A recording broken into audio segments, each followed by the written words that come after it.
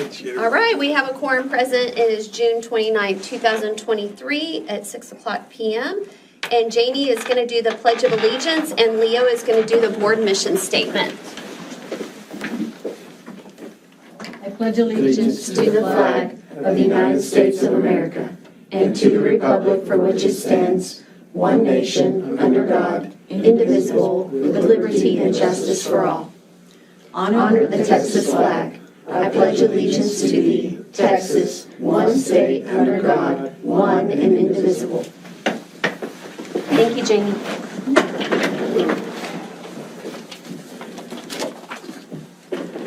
Board mission statement. Tolosa Midway Independent School District educates every student to be a lifelong learner, a person of integrity, and a positive contributor to society. Thank you, Leo. And we have no public comments? None. All right, our first agenda item is a report on the DAEP lease agreement. Madam President, members of the board, if you'll remember, we brought this prior and we were entertaining a 5-year lease. One discussion and not wanting to tie the district's hands, Mr. Hernandez has negotiated a 2-year lease with options to renew if it's in our best interest. I called Mr. Arriaga this morning, since he was the one that brought it up, and we talked about the agreement, and he verbalized to me he has no problem with this. Do you have anything to add? He's not here, but I researched some of the numbers for him. I reached out to our architect to actually build, Bill Wilson. The cost per square footage that CCISD is paying right now is just over 400 foot a square foot. So it'd be a little bit more since it's a smaller building. So we're looking at about 1.3, 1.5 million to build a brand new facility. I also looked at portables. Leasing a portable with 1,000 less square feet, we're looking at $2,675 a month, $2,675. So $680 more a month to lease a portable. To outright purchase a portable, we're looking at about 180, almost 200,000 for the portable, and then we're looking at about 25,000 for setup, and we're doing that. So really, it's our best interest just to lease at this Okay, with time. the plan that we What have. is the lease per month at this? It's 1,995. And would it stay at that amount of 2 years, Patrick? Yes. Okay. I've actually was able to negotiate that we would stay at that amount if we opt to renew for another Another year. continue. We would stay at that rate.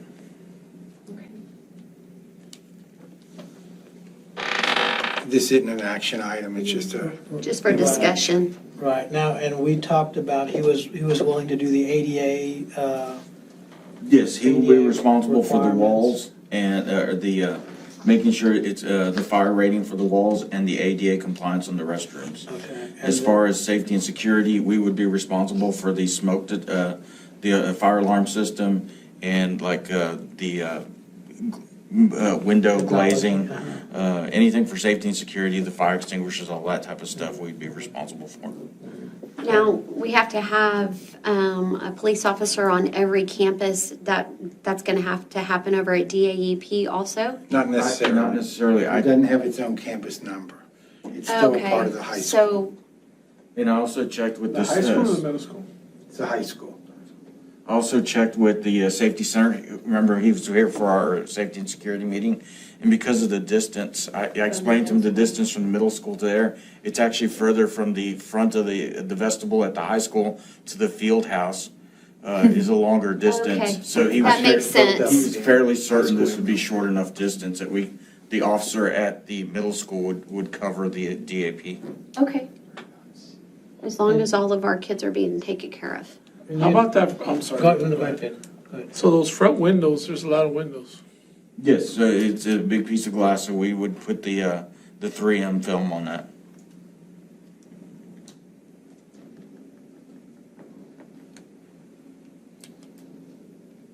And you said to lease portable would be $2,675. Would it just take one portable or two portables? I believe it would take an additional portable because that is just going to provide us the exact amount of classroom space and restrooms that it would not give us enough space for the feeding and a private area for their consultations with the students. And they have that in the building that we're gonna We rent. have 2 large office areas and a Kitchen. kitchenette area. It's a little small kitchen. Okay.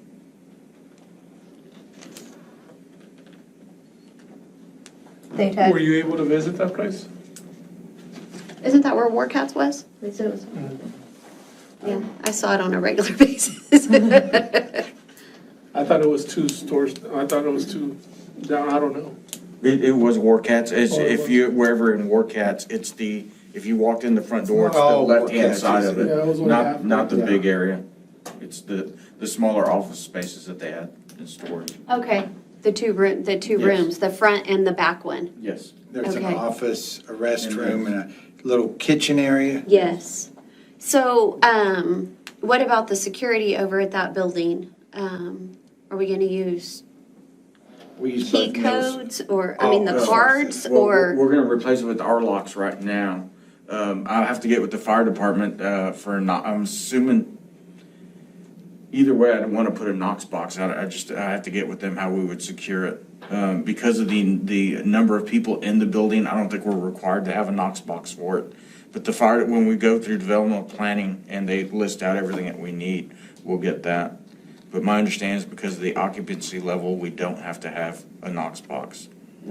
I just wanna make sure we have the same safety stuff there that we have Yes. at all the other Yes. campuses. We're not planning to use it on the first day of school. Correct. So we're buying, about a month to get the code inspectors out there? At least, we're looking at mid-September. Okay. Are we gonna have to put a sign up front for the school? We don't want to advertise that we're there. Okay. Just the address. That's it. All right. they get food from the high school or the middle school? And will they also have like warmers like ACC? They'll have warmers like ACC, and it'll probably come from the middle school. Sweet. A lot closer.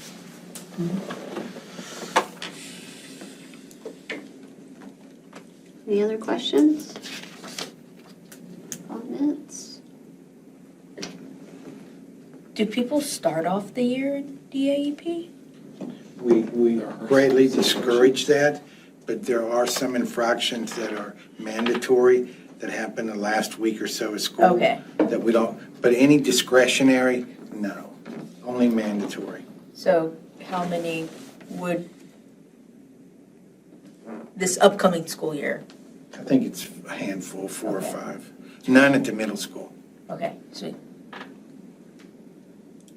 I'm good. All right, if there's no more discussion, we'll move on.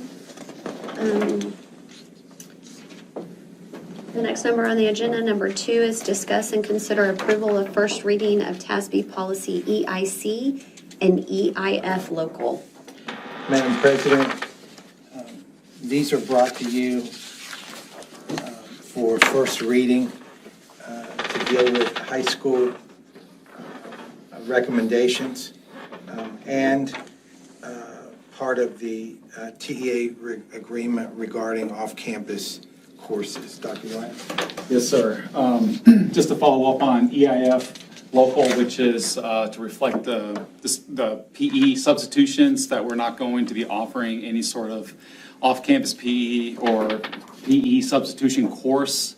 That is just a deletion to that policy, so that's what you'll see there as far as the update is concerned. And then the other update comes through EIC local, which you will see has 2 updates. One of which is moving to a new weighted GPA scale where you can see more differentiation between the dual credit and honors courses. And so before we just had 2 differentiations, now we'll have 3. And so we're prioritizing academic courses above everything else, which includes things like dual credit or honors courses. So anything academic that's geared towards that level. And then the second tier is also honors and dual credit, but that's more the technical or the career or the CTE aspect of those courses. So again, the differentiation between the academic and the technical, and then of course having just regular courses with their own weight. So that's the major update there with that policy. And anything else that will come as far as drill down details, that will be further explained in the secondary grading guidelines as far as very kind of campus-specific details when it comes to GPA. All that information and language will be included in the, like I said, secondary grading guidelines handbook. Such as awarding the half credit this semester. Correct. The way it specifics and is. things of that nature, so that everybody understands the fine details of how everything gets computed. Now, our e-school system can handle Correct, this yes. calculating of all That was these the first thing we different. checked to make sure was, can our system handle this type of request, which it can. So Okay. that's one of the reasons why we are moving in this direction, is because our system can support this differentiated weighted scale here. Okay, Now, we'll add, since Mr. Alvarado's not here tonight, all of this has already currently gone through his SBDM for campus-wide approval. And so they're just kind of moving it to the next step, which is, of course, for you all to review as part of this first reading. And so, Dr. White, on the dual credit and honors core, that's graduating from a 1.1 number to a 1.15. Is,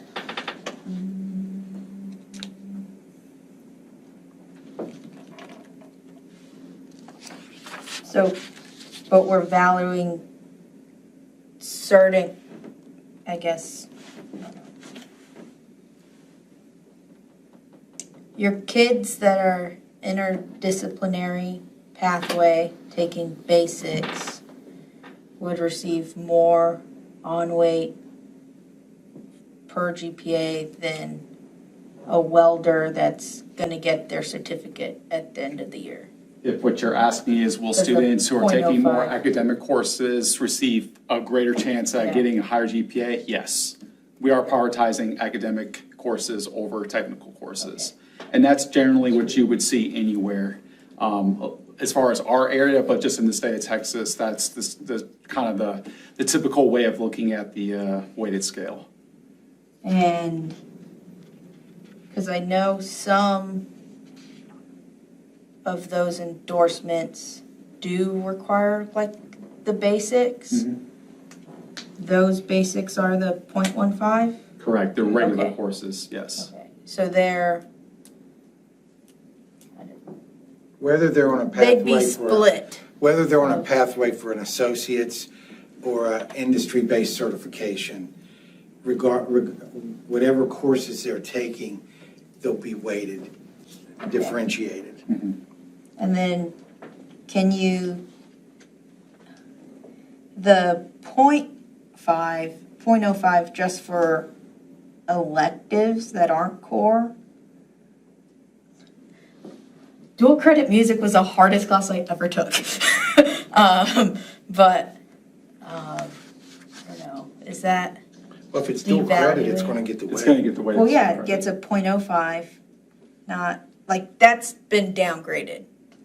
I'd say it's not so much Everything been has- downgrades, we differentiated the weights between. what we Everything has had stayed lumped the together. same or increased, except electives have downgraded.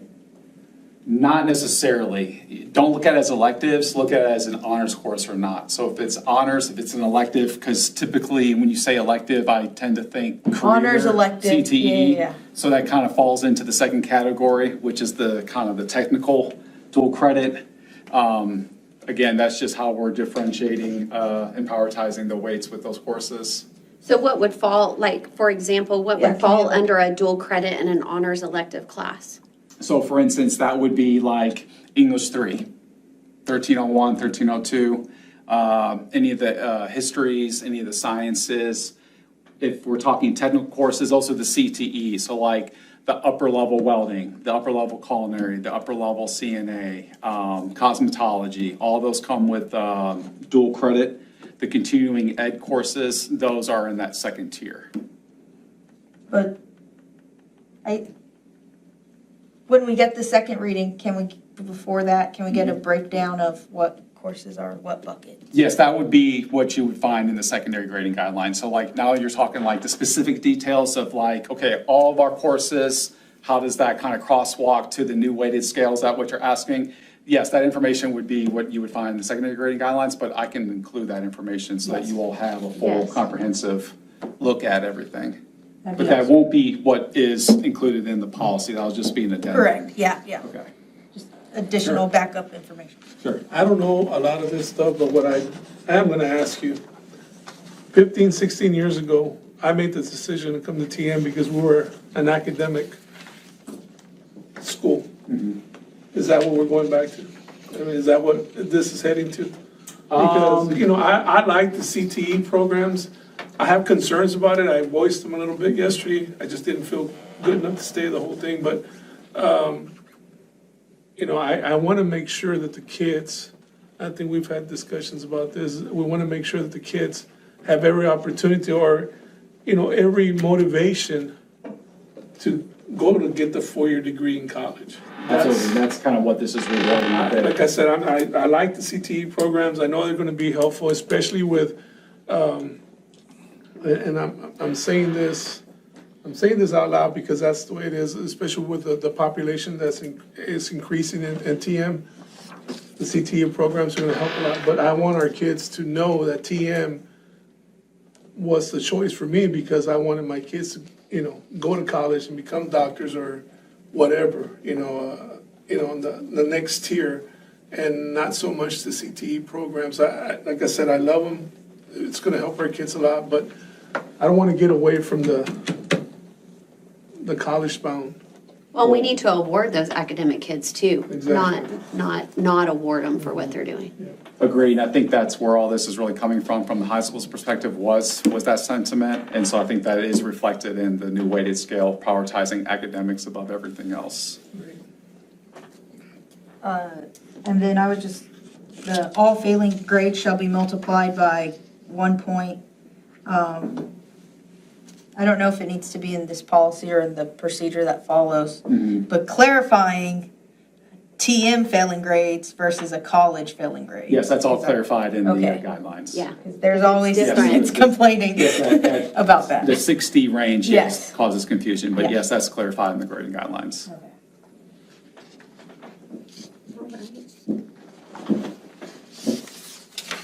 I don't know if we're here yet, but on the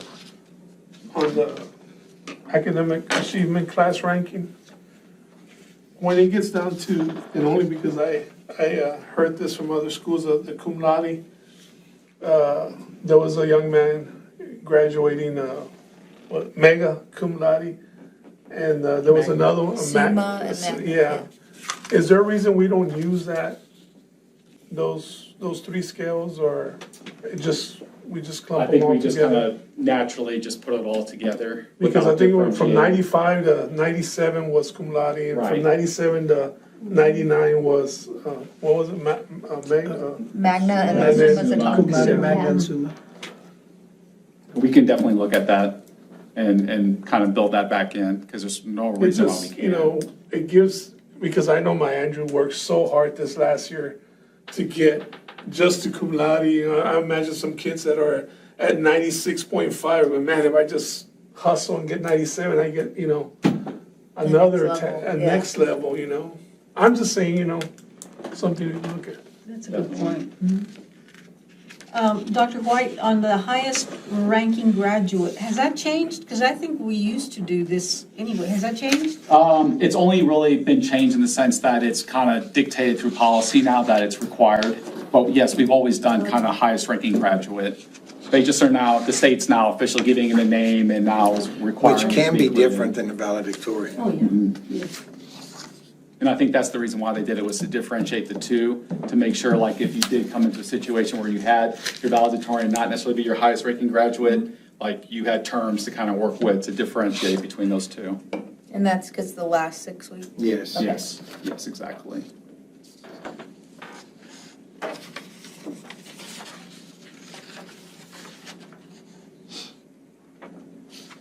When would they be notified of their rankings? Because at that point, you would think the valedictorian would say, hey, I'm gonna do whatever I can to make sure nobody else comes up this last 6 weeks and get the highest ranking. Would they be allowed enough time to hustle that last The 6 weeks. 6 weeks is not Yeah, included. say, that comes down to changing Yeah, of schedules. There's no schedule changes at that time. So it wouldn't be like a last 6 weeks, kind of last ditch effort to, increase your GPA because you're pretty much locked in with your course. And at that point, you've already got 6 weeks under your belt. So you pretty much kind of have a pretty good idea of where you're going to Well, that's what fall. I'm saying, so they would know where their place is prior to the last semester, I mean, The last Generally 6 speaking, as soon as we're ready to give that update, they'll know. I mean, as far as that, up to that point, they'll still have that kind of last, kind of final push where things could change, but at that point, they'll have a pretty clear idea about where they're gonna fall. And for the PE, can we add in our policy, like per TA agreement 1, 2, 3, 4, or something to denote I can already when hear we're the- all gone, why it's that, the way I it can already hear is? the lawyers telling me not to do that. Yeah, I know, but I just, if it were to come back at a later date, I would want to make sure they go through appropriate channels, whether that's in this document or whatever document it is. Can we put a mandate in our policy, a statement? We can't do that, can we? Like Like, it can be changed. Yeah. yeah, yeah. We always include some language like that in the grading guidelines when we get to that topic in that handbook. Yeah. That way, Something. from our perspective, we've narrated that and maybe captured a bit of what we're trying to communicate Yeah. with that. Or if we have like management of change procedures and like that. You talking about grade changes or No. what are you talking about? She's talking about the PE From an credit. industry, I think that's an industry.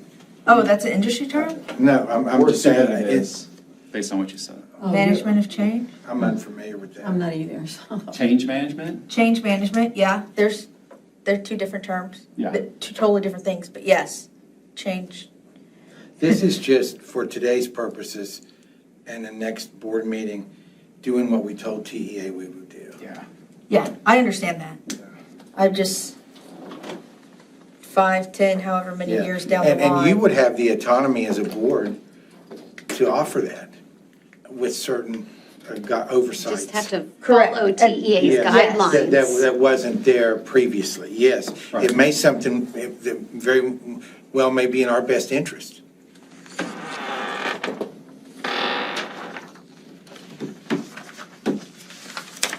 Any other questions?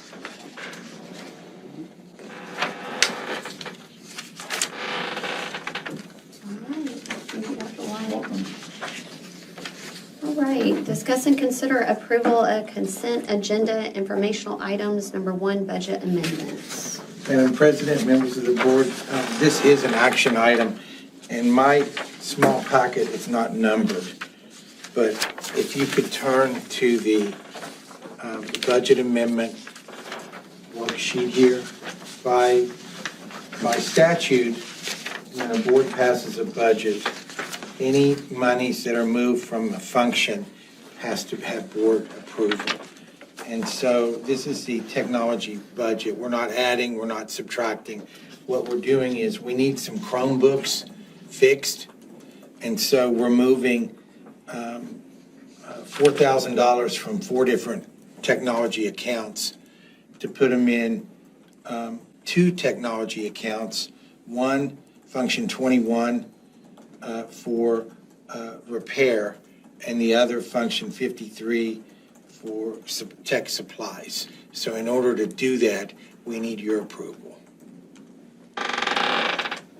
The smallest budget amendment I've ever seen.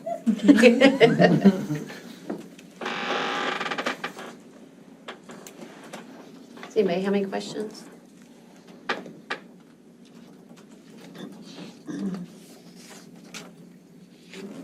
Any recommendation? The administration recommends that the board approve the budget amendments from function 11 in the amount of $16,000 to function 21 in the amount of $7,000 and Function 53 in the amount of $9,000. All right. Do I have a motion? I'll make a motion. Leo makes the motion. I'll second. Second has been. All those in favor? No opposed. Motion carries 5-0.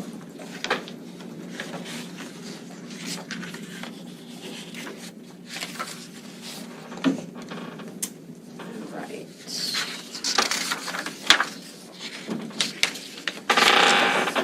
Right, moving into closed session, the board will convene in closed meeting as authorized by the Texas Open Meetings Act to discuss items allowed by the Texas Government Code, Chapter 551.071-076, .082, .0821, .083, .084. It is 6:26 p.m. And it is the earliest we've gone into closed session, but we are in closed session now.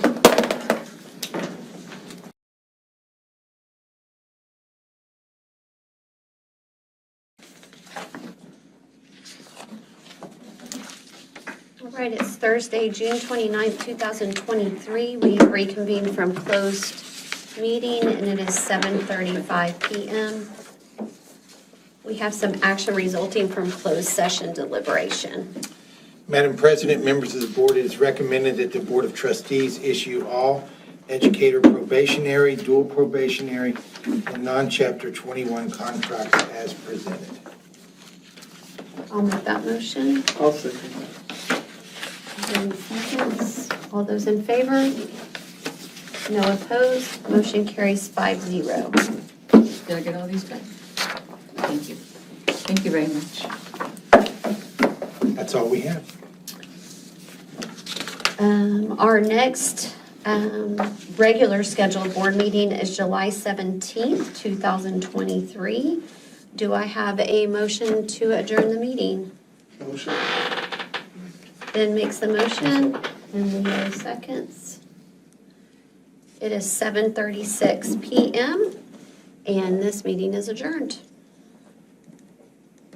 Wow, we're out of here already. Oh, all those in favor? And no opposed? Motion carries 5-0. Sorry, y'all. It is 7:36.